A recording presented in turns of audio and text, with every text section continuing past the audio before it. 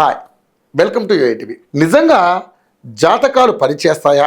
రాజకీయ నాయకులు గ్రహస్థితిని, జాతకాలని నమ్ముతున్నారా?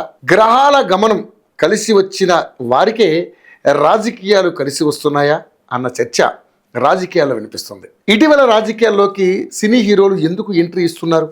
AP deputy CM Pawan Kalyan ఆధ్యాత్మిక వేషధారణలో కనపడుతున్నారు. పవన్ కళ్యాణ్ దేవుణ్ణి నమ్ముతారా?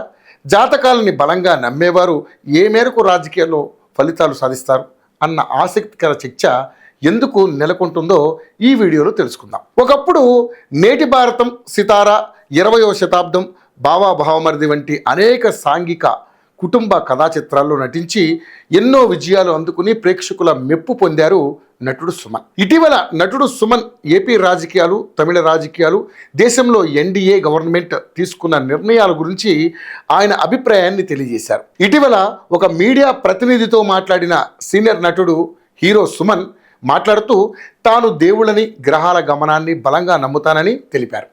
AP deputy CM Pawan Kalyan గురించి మాట్లాడుతూ పవన్ కళ్యాణ్కు అద్భుతమైన రాజకీయ యోగం ఉందని తాను నమ్ముతున్నానని మీడియా ప్రతినిధితో అన్నారు. పవన్ కళ్యాణ్ ఒక ఆంధ్రప్రదేశ్కే పరిమితం అవుతారా, దేశ స్థాయిలో రాజకీయాల్లో రాణిస్తారా అన్నది గ్రహాలు డిసైడ్ చేస్తాయని అన్నారు. పవన్ పొలిటికల్ ఎజెండాలు కూడా ప్రజల్ని ఆకట్టుకుంటున్నాయని నటుడు సుమన్ తెలిపారు. ఇక తమిళనాడులో హీరో విజయ్ పార్టీ పెట్టారు. రాజకీయాల్లో ఆయన రాణిస్తారా అన్న ప్రశ్నకు సుమన్ సమాధానం చెబుతూ రాజకీయాలు అందరికీ కలిసిరావు, అందులో సక్సెస్ అవ్వాలని రాసుంటే తప్పక అవుతారని జోష్యం చెప్పారు. అదేవిధంగా రాజకీయ పార్టీల సిద్ధాంతాలు, పార్టీల ఎజెండాలు పార్టీని బలంగా ప్రజల్లోకి తీసుకెళ్తాయని అన్నారు. తమిళనాడు రాజకీయాల్లో విజయం సాధించాలని రాసుంటే సీఎం చైర్లో కూర్చుంటారని, జాతకం బాగుంటే ఎవరూ ఆపలేరని పేర్కొన్నారు. ఎవరైనా రాజకీయాల్లోకి రావచ్చని, ప్రజలకు మంచి చేస్తే విజయ్ కూడా రాజకీయాల్లో నిలబడతారని జోష్యం చెప్పారు. విజయ్ తమిళనాడులో సినీ హీరోగా తిరుగులేని క్రేజ్ సొంతం చేసుకున్నారని, ప్రేక్షకుల్ని ఆకట్టుకున్నారని, అదేవిధంగా ఆయన స్థాపించిన పార్టీ తమిళగా వెట్రి కజగం సిద్ధాంతాల ద్వారా ప్రజల్ని కూడా ఆకట్టుకోగలిగితే సక్సెస్ అవుతారని అన్నారు.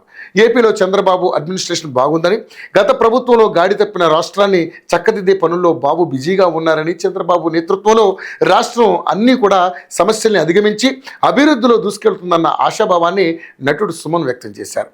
ఇక తమిళనాడు హాట్ టాపిక్గా మారిన హిందీ భాషపై సుమన్ తన అభిప్రాయాన్ని వ్యక్తం చేశారు. హిందీని సెకండ్ ఆప్షన్గా చేర్చడం తప్పు కాదని అన్నారు. ఇండియాలో వ్యక్తిగత పనులపై, ఉద్యోగరీత్యా బిజినెస్ పనులపై నార్త్ స్టేట్స్కి వెళ్ళినప్పుడు అక్కడి వారితో కమ్యూనికేట్ చేయడానికి హిందీ భాష అన్ని విధాలుగా దోహదపడుతుందని బీజేపీ కేంద్ర ప్రభుత్వం తీసుకున్న నిర్ణయానికి నటుడు సుమన్ మద్దతు తెలిపారు. ఇక నటుడు సుమన్ చెప్పినట్లుగా పవన్ కళ్యాణ్ రాజకీయాల్లో చక్రం తిప్పుతారా? నిజంగా వెండితెరపై అద్భుతాలు సృష్టిస్తున్న హీరో తలపతి విజయ్ తమిళ రాజకీయాల్లో చెరగని ముద్ర వేస్తారా? హిందీ భాషపై నటుడు సుమన్ అభిప్రాయంతో తమిళ్లు ఏకీభవిస్తారా? చూడాలి మరి.